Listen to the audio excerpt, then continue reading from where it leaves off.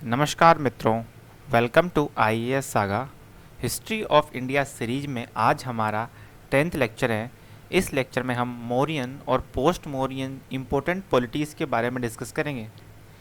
इसमें मेनली हम उनके बेसिक फीचर्स के बारे में डिस्कस करेंगे ताकि यूपीएससी अगर क्रोनोलॉजिकल तरीके से क्वेश्चन पूछे तो आप आसानी से जवाब दे सकें। तो चलिए शुरू करते हैं। सबसे पहले देख लेते हैं मौर्यन एम्पायर के बारे में। मौर्यन एम्पायर की स्थापना चंद्रगुप्त मौर्य ने की थी आचार्य चाणक्य की नेतृत्व में। आचार्य चाणक्य बेसिकली मगध के पाटलिपुत्र के ही रहने वाले थे, जहां पर नंदा डायनेस्टी का शासन था, परंतु ये बाद में तक्षशिला में पॉलिटिकल साइंस पढ़ाने लग गए थे। वहीं पर इन्होंने चंद्रगुप्त मौर्य को ट्रेन किया और बाद में नंदा डायनेस्टी को ओवरथ्रो करके मौर्यन एम्पायर की स्थापना की। मौर्यन एम्पायर के जो मेजर रूलर्स थे उनमें सबसे इंपॉर्टेंट है चंद्रगुप्त मौर्य, बिंदुसारा एंड अशोका। इसके बाद भी बहुत सारे रूलर्स थे पर वो इतने इम्पोर्टेंट नहीं रहे। मौर्यन एम्पायर के लिए हमारे पास 3 मेजर सोर्सेस हैं। पहला है कौटिल्य की अर्थशास्त्र, दूसरा है मेगास्थनीज की इंडिका और तीसरा है अशोकन इंस्क्रिप्शंस। अब इनमें से कौटिल्य की अर्थशास्त्र और मेगास्थनीज इंडिका के बेसिक्स हम इस लेक्चर में देख लेंगे। वहीं अशोकन इंस्क्रिप्शंस के बारे में हम अलग से एक लेक्चर में डिस्कस करेंगे जब हम अशोका के बारे में डिस्कस करेंगे। ये आप देख सकते हैं, ये जो ब्लू कलर का जो ये है, ये पूरा ये मौर्यन एम्पायर है। केवल जो साउथ का थोड़ा सा रीजन था तमिल वाला, केरला पुत्रास और तमिल पुत्रास, तमिल वाला रीजन, वो वाला छोड़ के अफ़गानिस्तान तक था।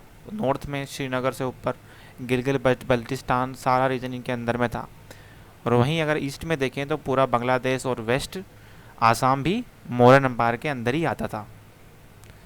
अब हम बात कर लेते हैं कौटिल्य की अर्थशास्त्र के बारे में। कौटिल्य की अर्थशास्त्र इंडियन सब कॉन्टिनेंट का पहला प्रिस्क्रिप्टिव टेक्स्ट था जो स्टेट क्राफ्ट के बारे में डिस्कस करता है। किस तरीके से स्टेट को ऑर्गेनाइज करना चाहिए, क्या उसके फीचर्स होते हैं, उन सब चीज़ें के बारे में ये बताता है।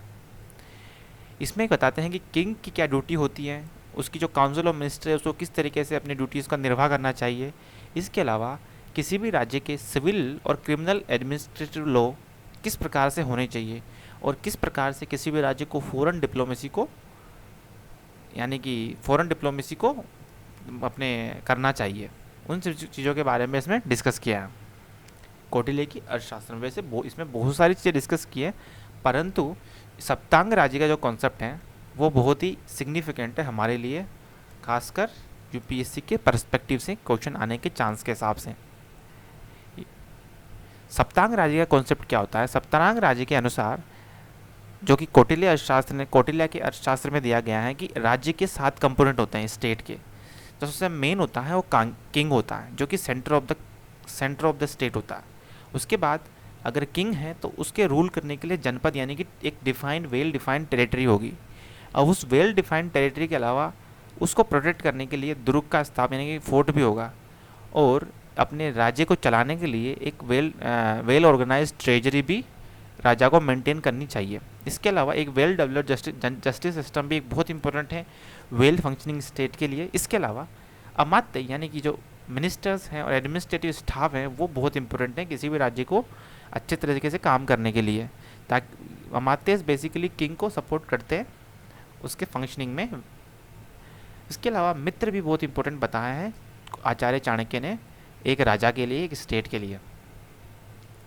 अब है मेगास्थनीज की इंडिका के बारे क्या है।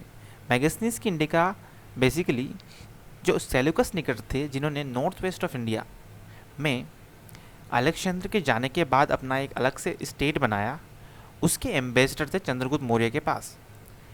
इन्होंने इंडिया में आने के बाद इंडिया के बारे में बहुत सारी चीज़ें अपनी किताब इंडिका में लिखी। हमारे पास इस इंडिका के ओरिजिनल में अवेलेबल नहीं है, परंतु इसकी बहुत सारी जो चीज़ें हैं, बहुत सारे जो इसके अंदर लिखी गई चीज़ें हैं वो बाद के बहुत सारे राइटर्स ने अपने किताबों में मेंशन किए या रेफरेंस दिए, तो हमें वहाँ से इसके बारे में इंफॉर्मेशन मिलती है। मेगास्थनीज ने पाटलिपुत्र के सिटी एडमिनिस्ट्रेशन के बारे में डिस्कस किया है। इसके अलावा इंडियन सोसाइटी में किस तरीके से सोशल सेगमेंट्स है उनके बारे में भी बताया है। मेगास्थनीज के अनुसार इंडियन सोसाइटी 7 ग्रुप में डिवाइडेड है। उसमें इस प्रकार है, फिलोसफर्स हैं, फार्मर्स हैं, सोल्जर्स हैं, हर्ट्समैन हैं, आर्टिसंस हैं, मजिस्ट्रेट्स हैं एंड काउंसलर्स हैं। यानी कि इसमें फैक्ट वाली बात यह है कि मेगास्थनीज की इंडिका के अनुसार इंडियन सोसाइटी 7 पार्ट्स में डिवाइडेड थी। अब हम देख लेते हैं पोस्ट मौर्यन पॉलिटिक्स के बारे में, जो कि 200 BC यानी कि मौर्यन एम्पायर के ख़त्म होने के बाद से लेकर गुप्ता एज के शुरू होने के पहले तक के जो इंपॉर्टेंट पॉलिटीज़ हैं नॉर्थ इंडिया में, उसके बारे में हम डिस्कस करेंगे। साउथ इंडियाज़ की पॉलिटिक्स को हम अलग से एक लेक्चर में डिस्कस करेंगे। शुंगास पहला जो थे, शुंगास थे पोस्ट मौर्यन एज में। शुंगास बेसिकली मौर्यन मगध के सक्सेसर थे, मौर्यन एम्पायर के सक्सेसर थे। पुष्यमित्र शुंग जो कि मौर्यन आर्मी के कमांडर थे, उन्होंने जो लास्ट मौर्यन किंग था बृहदर्थ, उनकी हत्या कर दी थी और खुद को राजा घोषित कर दिया था। और इसके साथ ही सुंग एम्पायर की स्थापना हुई थी। सुंग एम्पायर मेनली पाटलिपुत्र, अयोध्या और विदिशा वाले रीजन में इसका आधिपत्य था। यहाँ पर आप मैप में देख सकते हैं, जो ये ऑरेंज कलर का जो रीजन है, ये पूरा सुंग एम्पायर का रीजन था। सुंग एम्पायर का जो लास्ट रूलर था देवभूति, उसको ओवरथ्रो कर दिया इसके ही एक मिनिस्टर ने, ब्राह्मणा मिनिस्टर वासुदेवा ने, और कन्वा डायनेस्टी की स्थापना करी वासुदेव ने। पुष्यमित्र शुंग यानी कि सुंग डायनेस्टी और कन्वा डायनेस्टी दोनों ही ब्राह्मण डायनेस्टी थी, यानी कि इनके जो रूलर्स थे वो ब्राह्मण लीनियज से बिलोंग करते थे। इसके बाद है इंडो ग्रीक्स। इंडो ग्रीक्स जो नॉर्थ वेस्ट ऑफ इंडिया में अलेक्जेंडर के बाद जो उसके जो कमांडर्स थे, उन्होंने बहुत सारे प्रिंसिपलिटीज़ की स्थापना की, बहुत सारे जो छोटे छोटे किंगडम्स यहाँ पर नॉर्थ वेस्ट ऑफ इंडिया में स्थापित किए। और इन्हीं जो किंगडम्स थे, इनको बैक्टीरियन ग्रीक्स कहा जाता था, जिनको बाद में इंडो ग्रीक्स के नाम से भी जाना जाने लगा। इन इंडो ग्रीक्स के जो एम्पायर थे, उनको हम देख सकते हैं अफ़गानिस्तान, ईस्टर्न ईरान या फिर खुरासन रीजन में ये सारे इस्टेब्लिश थे। इनका जो टाइम पीरियड था वो 2nd सेंचुरी BC से लेकर 1st सेंचुरी CE के बीच था। 1st सेंचुरी CE में क्या हुआ, कुशाणास ने इनको ओवरथ्रो कर लिया और उन्होंने अपना आधिपत्य स्थापित कर लिया। इसका मतलब ये नहीं था कि इंडो ग्रीक्स खत्म हो गए, ये उनके सबऑर्डिनेट हो गए। अब Kushana empire around 1st century में इन्होंने अपना रूल इस्टेब्लिश किया नॉर्थ वेस्ट ऑफ इंडिया में। ये सेंट्रल एशियन पीपल थे, यूची ट्राइब से बिलोंग करते थे। इनके बारे में हमें ज़्यादातर इन्फॉर्मेशन अफगानिस्तान के राबाटाक इंस्क्रिप्शन से मिलती है। कुशाणा एम्पायर के आपको 2 मेजर रूलर्स के नाम याद रखने चाहिए। पहला तो इनके फाउंडर का नाम था कुजला कैडफिसिस। इसके अलावा रूलर्स तो बहुत सारे हैं, पर कनिष्क के बारे में आपको याद होना चाहिए कि कनिष्क इंपॉर्टेंट इसलिए है क्योंकि इन्होंने श्रीनगर में बुद्धिस्ट काउंसिल ऑर्गेनाइज कराई थी, 4th Buddhist council around 1st century CE में। 1st सेंचुरी CE के अराउंड कुशाणा एम्पायर बेसिकली इस लेवल पे पहुंच चुका था। कुशाणा कनिष्क के अंदर यहाँ पर आप देख सकते हैं, इधर इनके सातवाहनास थे, इधर वेस्टर्न सत्रपास थे, और इधर बहुत सारे दूसरे रूलर भी हुआ करते थे। शक सत्रपास दूसरे इंपॉर्टेंट रूलर हैं, जो कि करीब 1st सेंचुरी CE में इंडिपेंडेंट रूलर्स के रूप में इमर्ज हुए।